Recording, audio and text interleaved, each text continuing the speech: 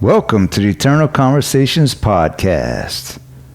Today I'm going to talk about being too focused, being too narrowed in, too specialized, too centered on only one aspect of your life, and in doing so, missing out on other aspects of your life. I will read a passage from my book, Eternal Conversations, which will be found on Amazon. And it says, paying attention to surroundings and work, thinking for oneself, paying attention to loved ones and work, and thinking about loved ones and work all simultaneously is very trying and seemingly paradoxical.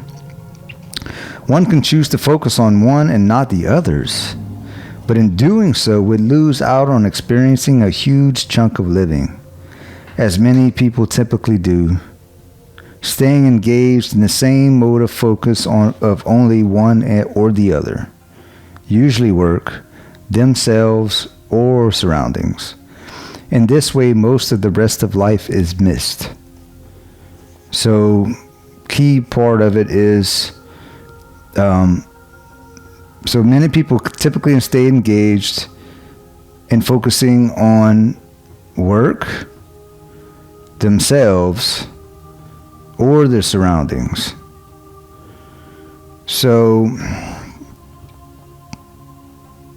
a lot of people, they go to work. They just work all the time. The only thing they stay focused on is work and money, and not, with leaving their family behind, leaving nature behind,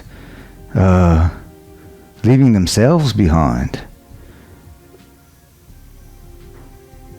Like not taking care of themselves, no exercise, shitty diet, all that stuff, or not focusing on their family, their needs of their kids, the needs of their wife, or beautiful nature, being surrounded in nature and, just walking amongst the trees and the lakes and the mountains, being a part of nature, of which we already are. There is no being one with nature, because we are nature.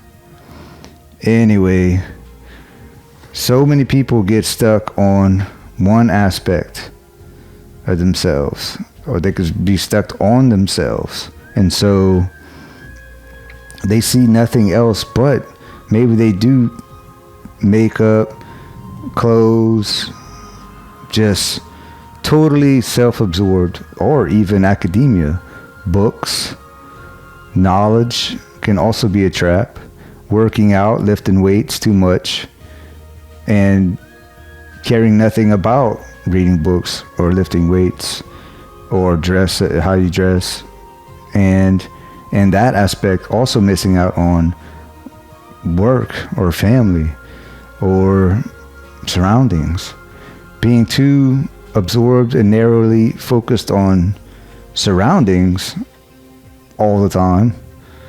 And all of these examples are all of the time. Some people do. And so,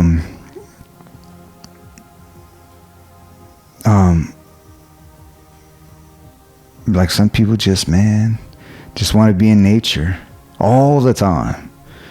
Just stay like camping, living in the woods, walk around the backyard. And that's great. Actually, that's probably the healthiest, or is the healthiest out of those three examples. Of course, there's an infinite amount, or many, but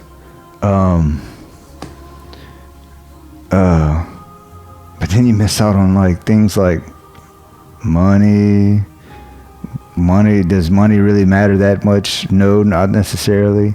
Materialism doesn't matter either, but money buys you freedom, like electricity and your own independent way of living, which is important, I think, to be independent. And so also you miss out on having a family or having a job. So all of these anyway are basically just examples of the way that some people and a lot of people will spend their whole life focused on only one aspect and miss out on all of the other aspects. Work is really the perfect example. The lie, the trap. Why don't you just go to work 7 in the morning till 5 o'clock in the afternoon, and when you were 65 or 67, you can retire, and then you can go out about living your life, having a great life. Well, I mean, guess what? By that time, you'll be too weak to climb mountains. You have false teeth, a rotten prostate, and no energy. And now that's being kind of negative. I know that people are going to say, no, that's not true. You can be healthy at that age. But I guess the point is that, to live your life always almost in retirement. And the way of doing that, not waiting till you're old, which old age has its own benefits, such as wisdom and retrospective insight. But, you should kind of like always live as though you're retired in a way. And one way of doing that is to pay attention to all aspects of life. To, when you come home from work, let it go. Let it go. That's the only path to serenity, is to just let it go and be present in the moment with your family. When you're at work, be present about work. When you're at your family, be present about family. And when you're in nature and surroundings, be present about that. But always to keep your doorways open, your awareness open to the other optional ways of living, and goals and directives. So back to, they say, oh, well, when you retire, then you can go about living your life. Well, so some people say, okay, that's what I'll do. I'm going to work, and save up money. And at the end, then I'll start living. And then guess what? A lot of people don't make it, by the way. And so they look back and they're like, all I've done is work. And I don't know, I guess what I'm trying to say is that just you have to open your mind and realize that there are more. You have to pay attention to all aspects. A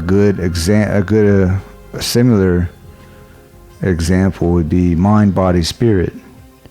If you focus on the mind too much, you lose out on the body and spirit with intellect and logic. When you focus on the body too much, you lose out on the mind and spirit. And when you focus on the spirit too much, you lose out on the body and mind. So you have to have that balance of all three to make yourself a complete human being, because those are characteristics, properties of being human. And that's what separates us from the rest of the animal kingdom. But yeah, just please try to keep all aspects in mind. All are important. Don't get yourself lost in work, because guess what? Life is going to pass you by fast, really fast. You'll wake up one day old and gray.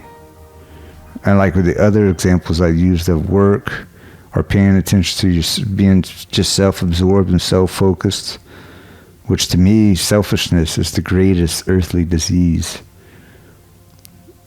It makes no sense. We're human beings. We are meant to cooperate. We're social creatures.